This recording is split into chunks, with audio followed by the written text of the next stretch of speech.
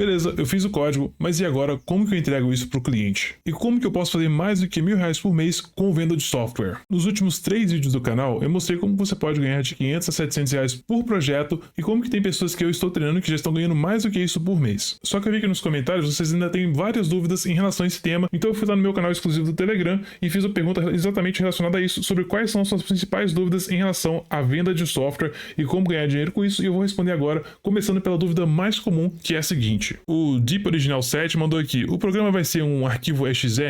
Isso, na verdade, é uma dúvida mais abrangente do que só se vai ser um exe, ou seja, vai ser um executável. Na verdade, a primeira coisa que você tem que se perguntar quando você pensa em venda de software é o que o cliente precisa. E isso aqui é uma questão muito mais abrangente do que você imagina. Vai muito além do que só entregar um executável, tá? Porque a primeira coisa que você tem que pensar é o seguinte: qual é o tipo de solução que melhor vai atender esse cliente específico? E isso vai depender de vários fatores. O primeiro é você fazer uma reunião com ele para entender se ele precisa só do código, se ele precisa do código, porém esse código vai ser executado a partir de um executável, ou se ele precisa de interface gráfica, um sistema web ou um aplicativo desktop.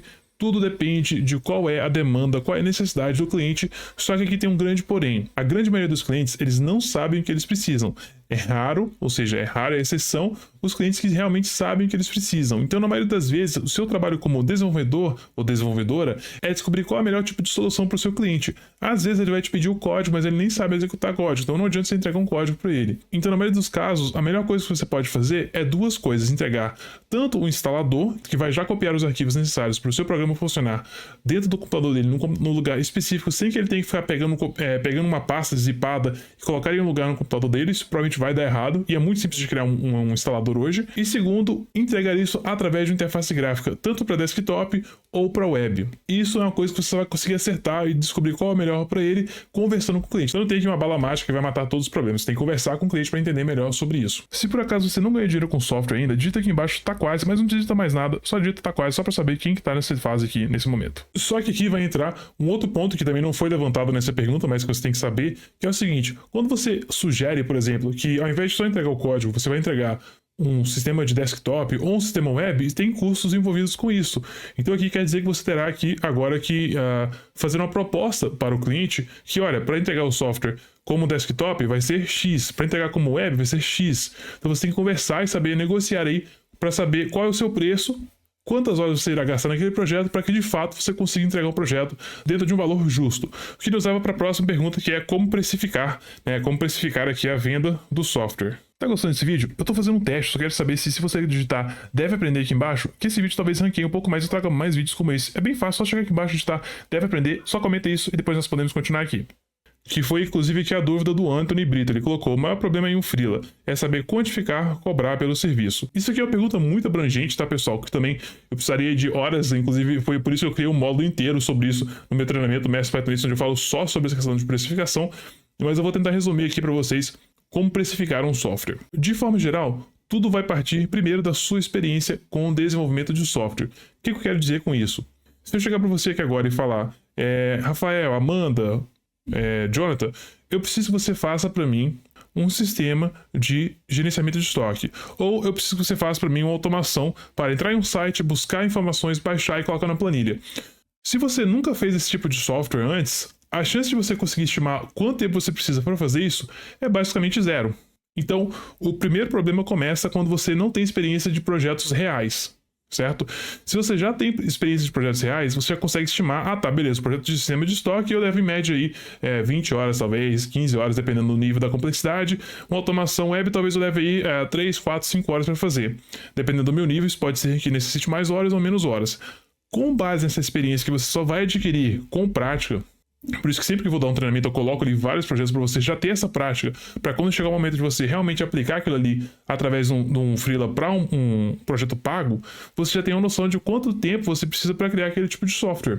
Aí beleza, agora eu já sei o tempo que eu preciso. Vamos supor que eu precise aí de 30 horas, tá? Vamos aqui para minha tela ficar um pouco mais fácil essa parte aqui.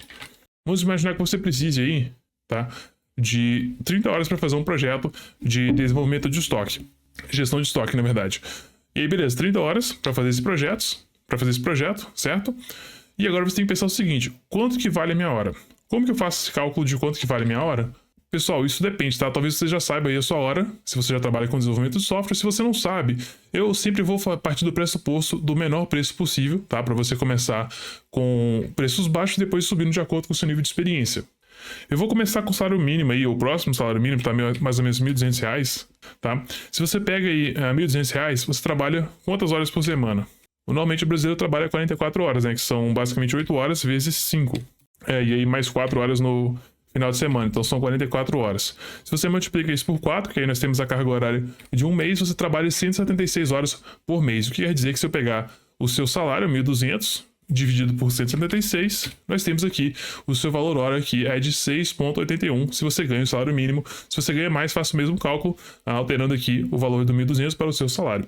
Então, se você tem esse valor aqui, ó, de hora, quer dizer que o seu projeto vai demorar 30 horas, você faria 30 horas vezes o seu valor hora, certo? Só que eu não me recomendo que você faça direto aqui esse valor hora, tá? Essa quantidade de horas, porque você nunca, eu não vou dizer nunca, mas 99% das vezes você pode ter algum imprevisto, ou pode ser que você precise de mais tempo para resolver aquele projeto, por alguma mudança de API, de software, de preço, de precificação, ou algum problema que você teve, o computador pegou fogo, qualquer coisa pode acontecer, você sempre coloca uma gordurinha aqui, tá? Recomendo que você coloque uma gordurinha de pelo menos 5% ou 10% de horas, ou seja, se você supõe que você vai gastar 30 horas, coloca aqui pelo menos mais 3 ou 4 horas de desenvolvimento de software, tá? Vamos colocar 5 aí para arredondar. E nesse caso você pode imaginar que o seu tempo necessário aí de desenvolvimento será em torno de 35 horas. E aí você pega esse valor com essa gordurinha, coloca vezes o seu valor hora. Então se você pegar e fazer essa conta aqui agora, 35 vezes 6,81, você teria aí um preço de software de 238,35, o que é realmente bem baixo, mas eu estou fazendo também um cálculo aqui com um salário mínimo, tá? Se você tivesse um salário um pouco maior, tivesse ganhando próximo dos 3.000, e você pegasse e dividisse por 176, você tem um valor hora de 17,04, e se eu pegasse agora e fizesse dessa forma, nós estamos falando de 35 vezes 17,04, de R$596. Isso por um software, certo? Então isso vai depender muito do seu valor hora, certo? Inclusive, pessoal, o Jonathan do Futuro voltando aqui para falar que esse preço que eu coloquei é o preço para você ter uma base, para você começar o desenvolvimento de software.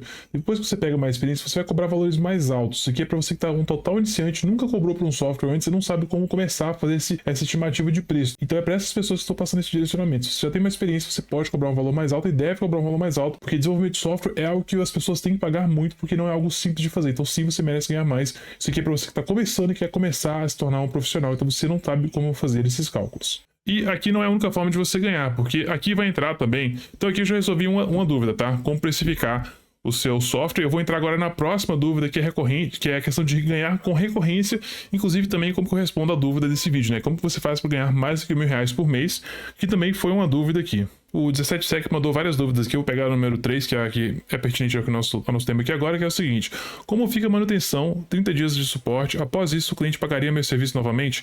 Então isso aqui a gente trabalha com, nesse caso a gente está falando de recorrência, tá? Quando você fala de recorrência, essa é uma das melhores formas de você ganhar mais dinheiro com software, porque o software já está pronto, você vai cobrar só um contrato. Você vai só estipular um contrato de custo mensal, tá? Para que você possa estar ganhando recorrente daquele software que já foi desenvolvido para realizar manutenções e atualizações do sistema.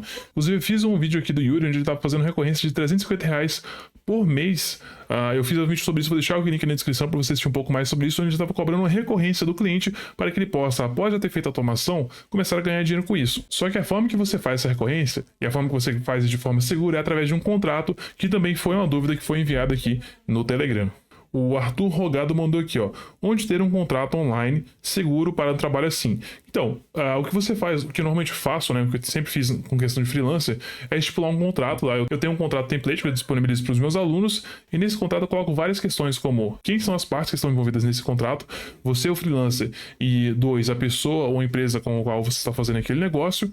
Eu estipulo quais são as funcionalidades, eu estipulo o prazo de entrega, eu estipulo o que está incluso naquele desenvolvimento, porque é muito importante você colocar o que está incluso e qual que é o escopo, a palavra-chave que é o escopo do projeto, porque se você não define o escopo, ou seja, o que deve ser feito, a pessoa pode muito bem no meio do projeto falar: cara, tem como você colocar uma coisinha, só uma coisinha a mais para mim aqui, e essa coisinha a mais vai te levar aí várias horas, o que não está dentro do escopo, e você não pode cobrar mais, porque você não especificou ali que, por exemplo, toda alteração ou adição será necessário um novo orçamento para poder adicionar ali ao valor do orçamento, ou seja, você nunca trabalha de graça, nunca trabalha de graça.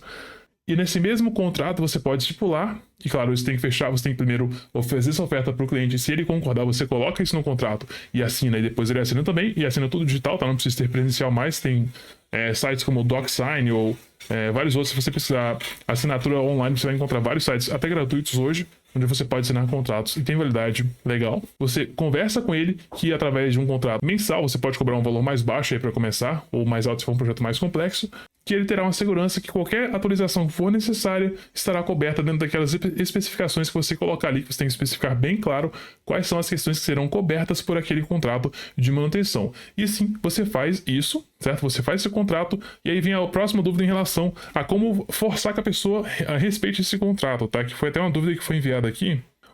Foi até uma dúvida que o Vinícius Conceição mandou. Um código precisa ser pago mensalmente para funcionar, ou seja, que o criador tenha o controle do seu código à distância.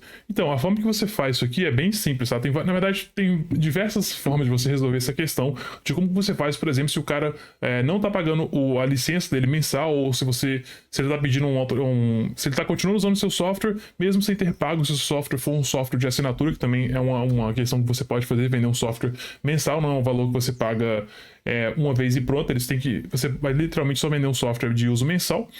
Nesse caso, o que você pode fazer é ter licenças online, hospedadas online. Isso é uma coisa que eu também ensino na minha formação. Mas basicamente a forma que você tem que fazer isso é da seguinte maneira. Vamos dizer que você foi lá e criou uma automação para entrar em sites, baixar informação e colocar isso na planilha. E para a pessoa ter acesso a esse software de forma atualizada, ele paga uma mensalidade aí de R$200 por mês, por exemplo. A forma que você vai controlar o acesso dessa pessoa é o seguinte: você irá fornecer uma licença, certo? Uma licença que basicamente é uma chave, né? São vários caracteres. Igual você tem aí a licença do Windows, são vários caracteres.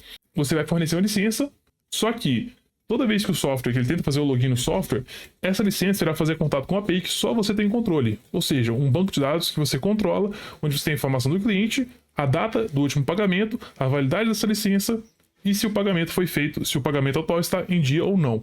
No momento que ele não está em dia, tudo que você tem que fazer, se ele não está pagando e tudo que você entrou em contato com ele, você falou com ele não vai pagar, você vai lá no banco de dados e muda de ativado para desativado a licença dele. Quer dizer que na próxima vez que ele tentar fazer o login, a conta dele simplesmente não irá fazer o login e assim ele não conseguirá usar o seu software. Isso é uma questão que é relativamente simples de fazer desde que você entenda esses conceitos de API e banco de dados. E para finalizar esse vídeo tem uma dúvida bem interessante aqui, que é o seguinte: o David perguntou, o que o cliente deve saber de forma técnica? Bom, eu digo que o cliente não deve saber muita coisa de forma técnica, o que ele deve saber é como usar o seu software. A parte técnica você tem que entender, você tem que explicar para ele de uma forma simplificada. Uma coisa que eu sempre recomendo com meus alunos é o seguinte: você vai entregar um software, tenha um manual mínimo possível, para que um tipo mínimo de manual que o cliente possa consultar para saber como usar o seu software, se ele não for um software extremamente trivial. Se não for algo que ele tem que clicar um botão e tá funcionando, se tem mais que só clicar um botão e tá funcionando, você precisa de um manual. Pode ser um vídeo, pode ser um arquivo DocX, pode ser um Google Docs, não importa. Você tem que ter algum tipo de manual para que o seu cliente esteja satisfeito ao usar o seu software, porque se você só entrega um software e espera que ele consiga fazer, espera que ele vai ficar com raiva e não vai utilizar seu software da forma correta ou vai estar insatisfeito de alguma forma. Então, monte um passo a passo de como usar o software do zero para que o seu cliente possa estar recomendando você para mais clientes e assim você aumentar a sua recorrência e chegar a muito mais do que somente R$1.000 por mês, o que é totalmente possível. E como eu já disse, se você também quer ganhar dinheiro como freela e quer entrar no mercado de software o mais rápido possível, eu tenho uma formação chamada Mestre Pythonista, vou deixar o link aqui na descrição para você conhecer um pouco mais. E não esqueça de deixar aqui embaixo a sua principal dúvida, que quem sabe ela possa aparecer em um vídeo aqui no futuro. Um abraço e eu vejo você na próxima.